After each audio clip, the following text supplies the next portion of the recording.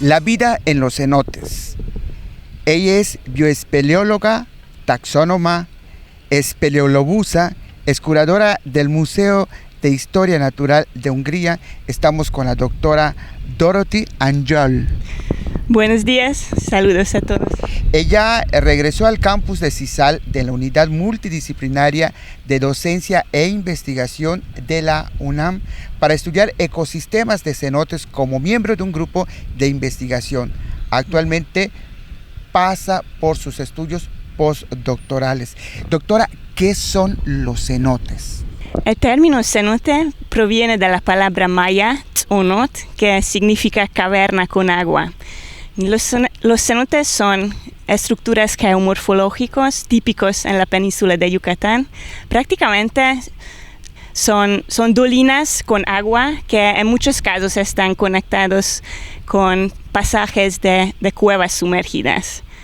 Y pertenecen a la categoría de sistemas anquialinos, que quiere decir que la capa de agua salina, agua marina y agua dulce que viene desde arriba se mezcla en ellos. ¿Se mezcla? Sí, se mezcla y así produce una capa con efectos visuales muy interesantes. Esa capa se llama haloclina.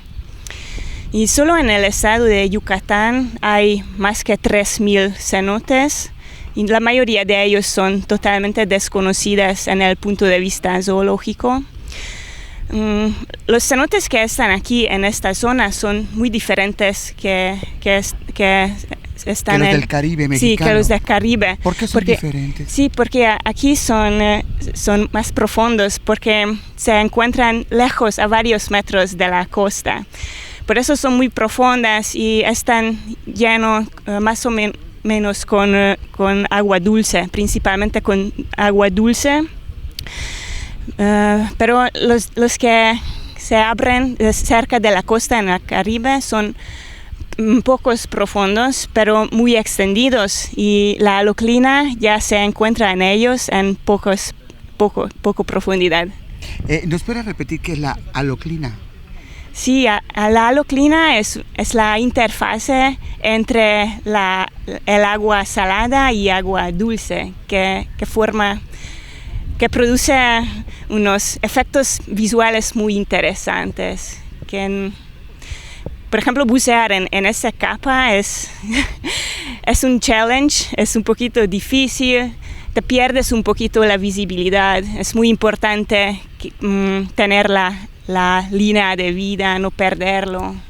Sí, se puede perder fácilmente en esta capa, pero es muy hermoso. Es hermoso la haloclina. Sí, es hermoso, como si fueran dos capas diferentes, como si fuera un cielo abajo del agua. ¿En serio? Sí, o hermoso. sea, entonces usted nos está diciendo que los cenotes aquí en Yucatán, porque están alejados de la costa, son más profundos y de agua dulce. Mientras que los de Quintana Roo no son tan profundos, pero son extensos. Sí, muy extensos, muy largos. Son muy largos. Sí, las sistemas subterráneas más largas del mundo se encuentran allá, como tienen más que 200 kilómetros de larga. Sí, muy largos. Doctora Dorothy, ¿qué tal es la vida en los cenotes? Cuéntenos un poco. Sí, hasta que la luz se baja, se penetra en estos sistemas y tiene producción de materia orgánica, se encuentra una fauna que se caracteriza también a aguas abiertas, a aguas superficiales. Pero si ya penetramos más abajo en la cueva, donde ya no hay luz, ya no hay producción de materia orgánica, no hay organismos fotosintéticos, aunque conocemos algunas bacterias que son capaces de fijar energía química y así producir materia orgánica, pero la mayoría de los nutrientes vienen de abajo de la superficie en las cuevas, pero su cantidad es muy esporádica. ¿Qué son esos? Por ejemplo, materiales orgánicos descompuestos como hojas o ramas, semillas o guano de los murciélagos o de pájaros que anidan en la caverna. Y hay animales que viven en el silencio y en la oscuridad. Exactamente. ¿Cómo se llaman? Esos son los estigobiontes que han evolucionado en las cuevas y la mayoría de las especies tienen un origen marino y son relictos, son muy antiguos. Muy antiguos. Sí, muchísimo. Y también tienen en su morfología se ve la adaptación hacia la vida subterránea. Donde no hay luz. Donde no hay luz, no hay oxígeno y hay una fuente de nutrientes muy baja.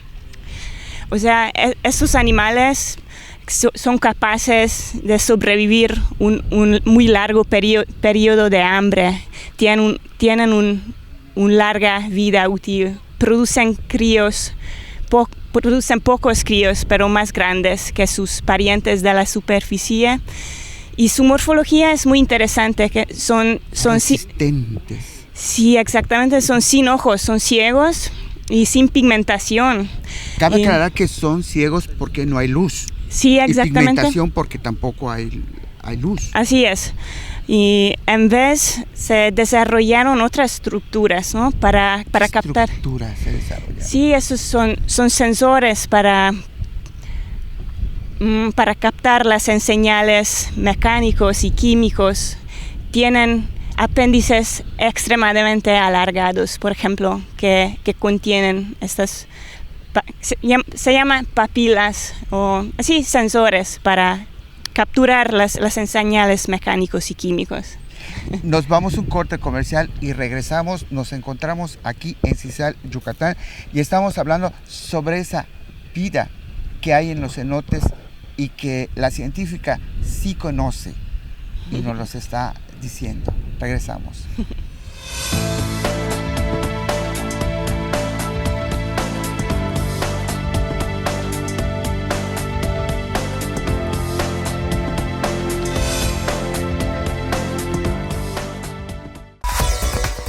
Los periodistas Emilio Moller y Emilio E. Moller, con su análisis profundo y lectura entre líneas, nos transportan a ese espacio político y de debate que solo aquí puedes ver. Primera plana por Teleplay. Viejos amigos en una nueva señal.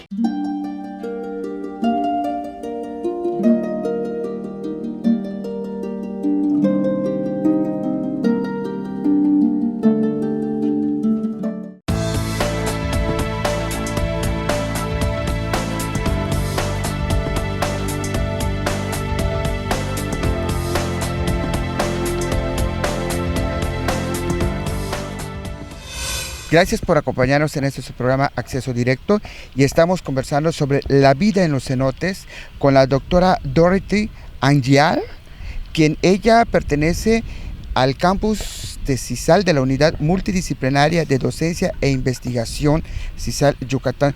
¿Cuáles son los animales que fueron capaces de adaptarse? ¿Cuántas especies hay a los cenotes, doctora? Sí, entonces esas especies se llaman estigobiontes. Estigobiontes, y son animales que viven únicamente en aguas subterráneas, no sobreviven en aguas superficiales. ¿Ni a la intemperie? No conocemos poblaciones de la superficie de estas especies. Hay 53 especies, me dice usted. Sí, solo de los crustáceos hay más que 50 especies en la península de Yucatán. La mayoría de las especies de estigobiontes pertenecen a diferentes grupos de crustáceos. Conocemos 53 especies de crustáceos de la península de Yucatán. ¿Nos puede dar usted algunos ejemplos de estos crustáceos? Sí, claro. Por ejemplo, hay dos grupos muy interesantes que viven en la capa de agua marina de los sistemas de cenotes, de cuevas.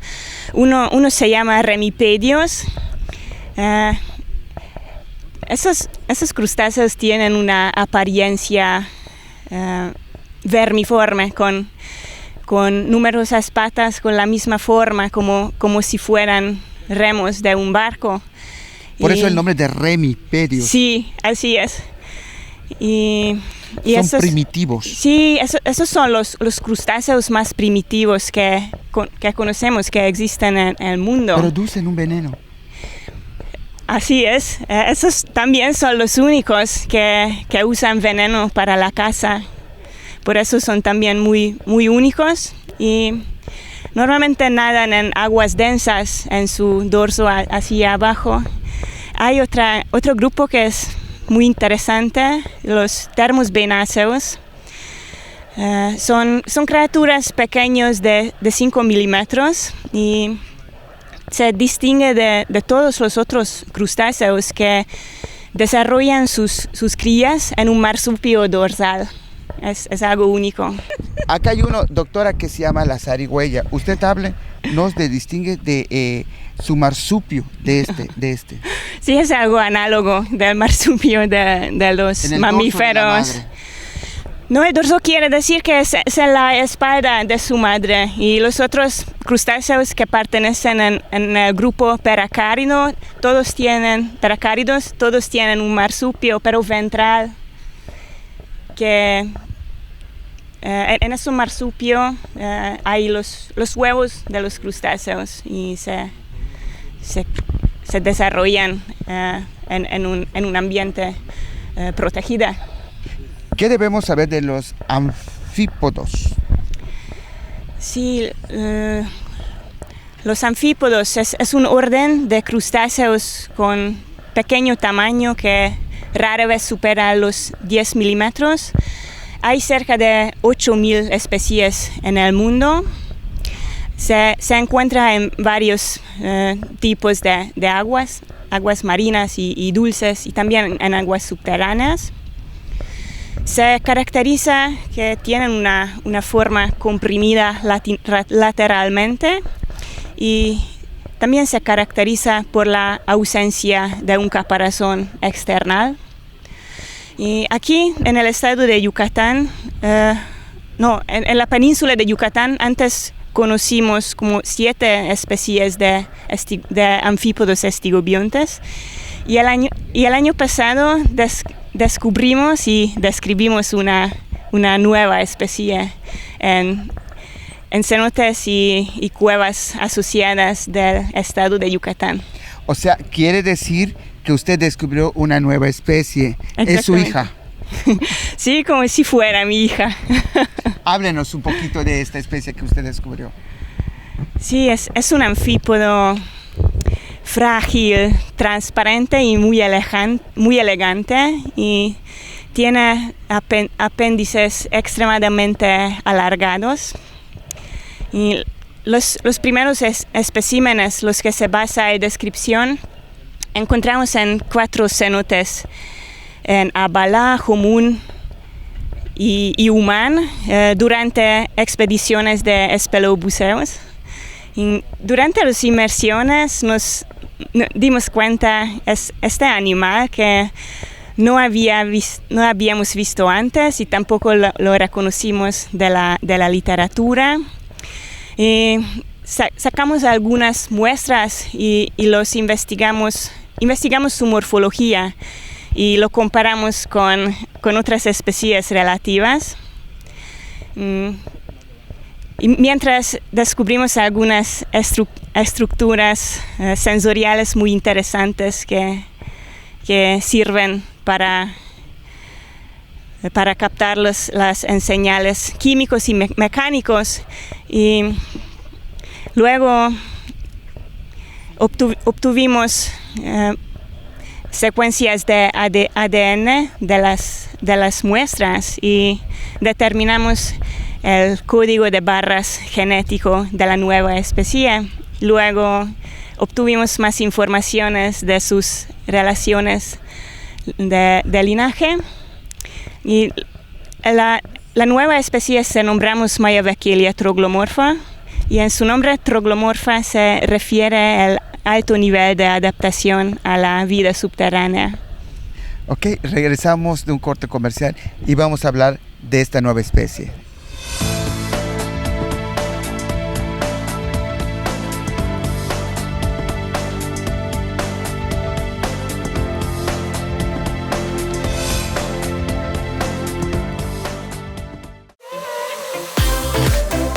Conoce las maravillas que presenta la península de Yucatán para divertirse y vacacionar en Getaway por Teleplay. Viejos amigos en una nueva señal.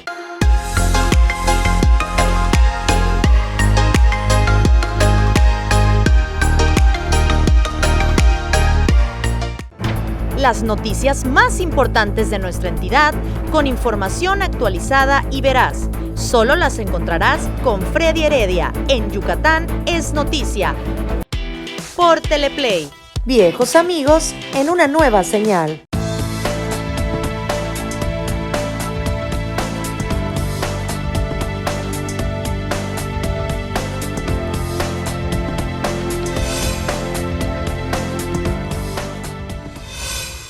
La vida en los cenotes, y para eso estamos platicando con la doctora Dorothy Angel, que ella está en la unidad multidisciplinaria de docencia e investigación en la UNAM, aquí en CISAL. Doctora, además de su interés, de su adaptación a la vida subterránea y su rareza, ¿por qué es importante conocer los estigobiontes?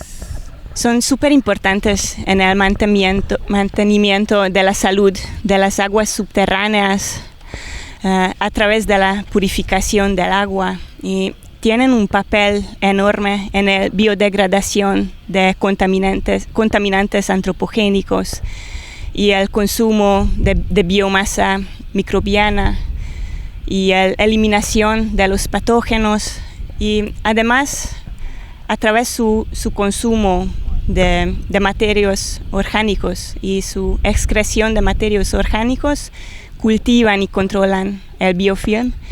También por eso es muy importante proteger a ellos y a sus hábitats.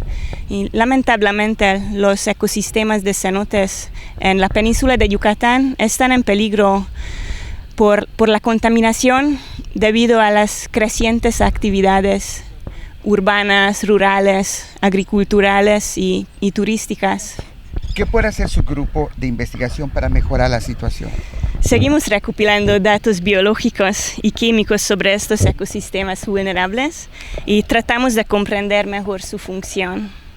En un futuro cercano estudiaremos cómo los contaminantes afectan a la fisiología y a las comunidades de los estigobiontes. También estamos planeando estudiar las especies como bioindicadores, es decir, que a través de su presencia o ausencia tienen la capacidad para indicar el estado de las aguas subterráneas. También consideramos importante la educación de jóvenes y adultos en una escala local y más amplia sobre la vida subterránea. Apoyamos el trabajo de organizaciones ambientales, como por ejemplo las ecologistas subacuáticos de Yucatán, que entre otras tareas organizan eventos de limpieza en los cenotes o alrededor de los cenotes. En los cenotes y cuevas de Yucatán, la mayoría de las especies, como 53 especies, pertenecen a diferentes órdenes de crustáceos, pero también hay otros invertebrados como equinodermos, poliquetos o caracoles, y hay 2 especies de peces también. Y todos esos, la mayoría de estos animales son endémicos. Han evolucionado en los hábitats subterráneos de la península y no habitan ninguna otras partes del mundo. Y muchas de las especies son muy raros. Algunas se conocen de un solo cenote. Y hasta ahora, 15% de la estigofauna de Yucatán se encuentra en las listas rojas internacionales y nacionales de las especies amenazadas. Anfipoda es un orden de crustáceos de pequeño tamaño que rara vez supera los 10 milímetros y existen alrededor de 8.000 especies en todo el mundo. Se caracterizan por la ausencia de un caparazón externo y por su cuerpo comprimido lateralmente. Hay especies herbívoras, carnívoras, detritívoras, carroñeras y filtradoras, y muchas de ellas forman parte importante de la dieta de otros animales. En la península de Yucatán, anteriormente se conocían 7 especies estigobientes de anfípodos, y el año pasado descubrimos y describimos una nueva especie que encontramos en cenotes y cuevas sumergidas en el estado de Yucatán. Doctora, gracias por regalarnos sus conocimientos. Muchas gracias por su el atención. Esfuerzo que usted hizo para darnos esta entrevista. Muchas gracias y disculpa por mi español. Hablo mejor en húngaro y en inglés. Muchas gracias por la posibilidad. Gracias. Y a ustedes gracias por acompañarnos.